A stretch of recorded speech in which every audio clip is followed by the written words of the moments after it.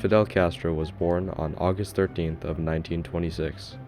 He was the son of Angelo Castro, a Spanish immigrant who made his fortune by building railroads for United Fruit Company. Fidel attended Roman Catholic schools in Santiago de Cuba. In 1945, Fidel enrolled in Havana University's law and diplomatic law classes. During his time in university, he attempted multiple riots and protests. He was jailed and suppressed on multiple occasions. During his third year in Havana, he stumbled upon Karl Marx's works of communism/Marxism. Fidel Castro was one of South America's most famous revolutionaries. He overthrew the former Cuban government, imposed Marxist ideals into Cuba.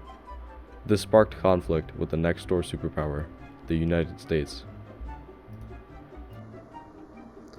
Fidel Castro's rise to power was not one without struggle.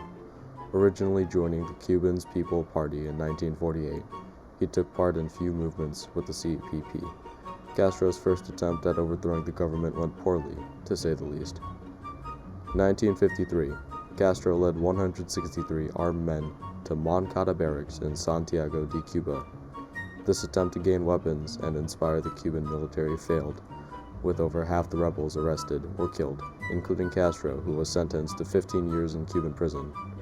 2 years after Castro's jailing, the current president, Fulgencia Batista, released all political prisoners. Castro, taking advantage, went to Mexico, where he met Ernesto Guevara, a fellow Marxist from Argentina. July 26, 1958, Guevara successfully defeated Batista, and Castro took office the following year. The U.S. had withdrawn support for Cuba in 1958, which was a leading factor in the fall of Batista's regime. Castro introduced Marxist policies, cutting ties with the U.S. and beginning foreign relations with the Soviet Union. The U.S. attempted to overthrow Castro in the U.S.-backed Bay of Pigs invasion, where thousands of Cuban rebels trained by the CIA attempted to usurp Castro from his rule. This, however, failed completely, as Castro managed to defeat the forces.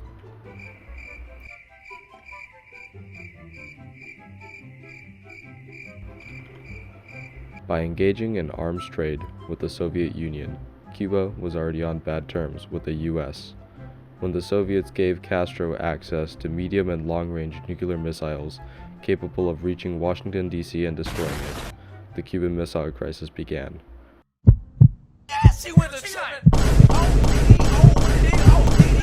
President John F. Kennedy defused the situation by withdrawing U.S. missiles in Turkey. However, relations between the U.S. and Cuba were forever ruined. This was reinforced by the fact that Soviet Union could now deploy troops to Cuba onto U.S. mainland soil.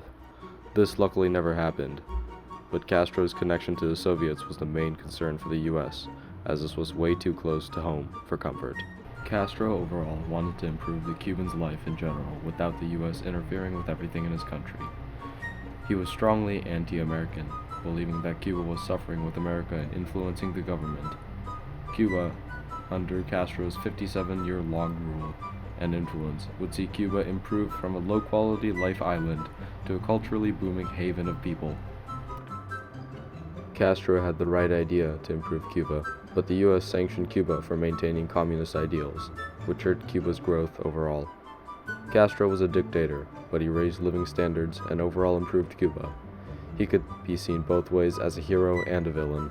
Castro's legacy still stands today, even though the U.S. and Cuba are on better terms as of today.